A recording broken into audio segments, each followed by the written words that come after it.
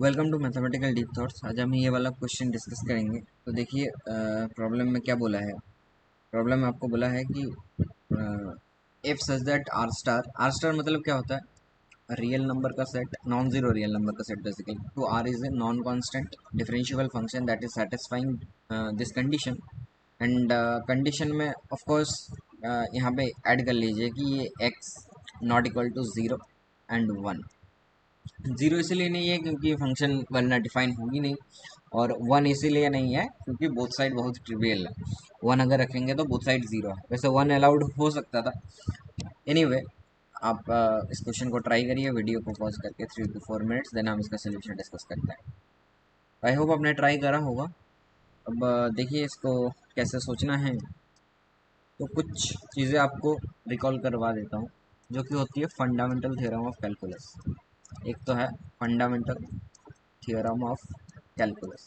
ये क्या कहता है, आपके पास अगर एक कंटिन्यूअस फंक्शन है, अगर ये फंक्शन क्या कंटिन्यूअस है तो इसका एंटी डेरिवेटिव एग्जिस्ट करेगा। कैसे? Capital F of x equal to integration zero to x f t d t, ऐसे आप लिख सकते हैं, राइट। ये फंडामेंटल थ्योरम ऑफ कैलकुलस होता है।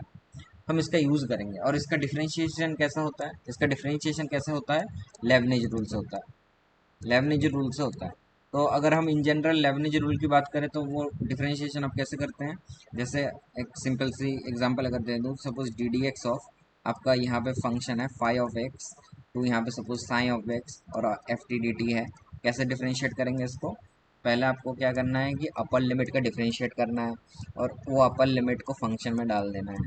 सिमिलरली माइनस लोअर लिमिट का डिफरेंशिएशन करना है एंड उस लोअर लिमिट को फंक्शन में डाल देना है। ट्राई करिए इसका प्रूफ भी, बहुत इजी सा प्रूफ है। Fundamental theorem of calculus use करिए एंड इसका प्रूफ करने का ट्राई करिए। देन अब देखिए सोल्यूशन हम कैसे करेंगे। तो गिवन कंडीशन क्या है, गिवन कंडीशन ये है कि integration one to x f t whole cube d t, this is equal to one upon x square integration one to x f t d t whole cube, right.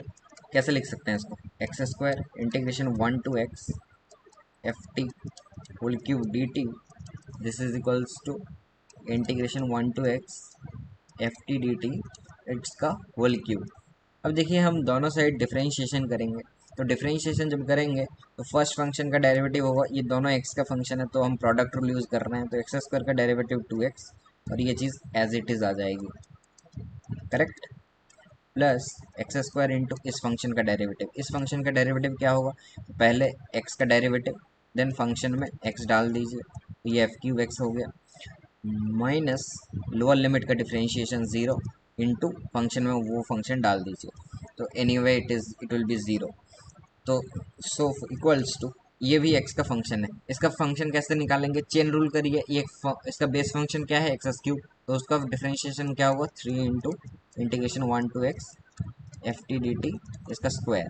Then इस अंदर वाले का differentiation, उसका differentiation क्या होगा, integration one into f of x, correct. तो पहला वाले को अगर वन इक्वेशन मान लेते हैं, अब देखिए आपका इक्वेशन क्या कन्वर्ट हो गया, two into integration one to x f q t d t plus x square f q x equals to three f of x into integration one to x f t d t इसका whole square. अच्छा, अब कैसे, अब कैसे proceed करना है, तो एक ऑब्जर्व करिए, ये फंक्शन और ये फंक्शन काइंड ऑफ सिमिलर सा है, लेकिन अगर वन इक्वेशन को ऑब्जर्व करेंगे, यहाँ पे अगर एक्स स्क्वायर होता तो ये चीज़ सब्सटीट्यूट हो जाता। तो हम क्या करते हैं कि एक एक्स मल्टीप्लाई करते हैं, एक एक्स हर जगह पे मल्टीप्लाई कर देते हैं बोथ साइड में। तो यहाँ पे क्या होगा, टू इंटू एक्स स्क्वायर बन गया, तो इस इक्वेशन से आप क्या लिख सकते हो, integration one to x f t d t whole cube, right, plus x cube f of cube x equal to three x f of x integration one to x f t d t का whole square, correct. हमने क्या किया, x का multiply किया, फिर इस equation का use कर लिया, उसके करस्पॉन्डिंग हमने एक इक्वेशन बनाया। अब देखिए हमारा इक्वेशन क्या बना, तो हमारा इक्वेशन अभी तक बन गया है x q f q x plus plus क्या बना है, two integration 1 to x f t d t इसका होल क्यूब है minus 3x f of x integration 1 to x f of t d t इसका होल स्क्वायर, राइट, ये बना है। अब ध्यान से ऑब्जर्व करिए, अगर मैं इस क्यूब से डिवाइड कर लूँ तो क्या बनेगा मेरा, x cube f of x, sorry, अगर हम क्यूब से डिवाइड करते हैं तो क्या बनेगा, x f of x divided by integration 1 to x f t d t इस पूरे का cube minus 3 into x f of x by integration 1 to x f t d t plus 2 that is equal to 0। यहाँ तक I think सबको clear होगा। अब देखो ये फंक्शन कुछ जाना, इसको कुछ मान लीजिए, तो लेट्स कॉल कि g of x equal to आपका है x f of x by integration 1 to x f t d t. तो ये आपका फंक्शन क्या है, g cube x minus 3 g of x plus 2 equal to 0। Clearly आप देख रहे हैं कि g of x equals to 1 is a solution. तो हम इसको फैक्टराइज करते हैं, तो कैसे करेंगे, तो g square x into g of x minus 1। हम बेसिकली आप कैसे भी हुक करके इसको फैक्टराइज करिए, बहुत सारे मेथड है, मैं एक करता हूँ कि जी ऑफ एक्स माइनस एक फैक्टर है तो वही क्रिएट करने की कोशिश करते हैं। चलिए, तो g of x into g of x into g of x minus 1 plus minus 2 into g of x minus 1 equal to 0। तो ये क्या बना, g square x plus g of x minus 2 into g of x minus 1 equal to 0। ये again factorise हो जाएगा, तो क्या होगा, इसको अगर फैक्टराइज कर लेंगे तो आई थिंक आपका क्या आएगा, g of x plus 2 into g of x minus 1 और ये भी होल स्क्वायर है, तो दैट इज इक्वल टू 0।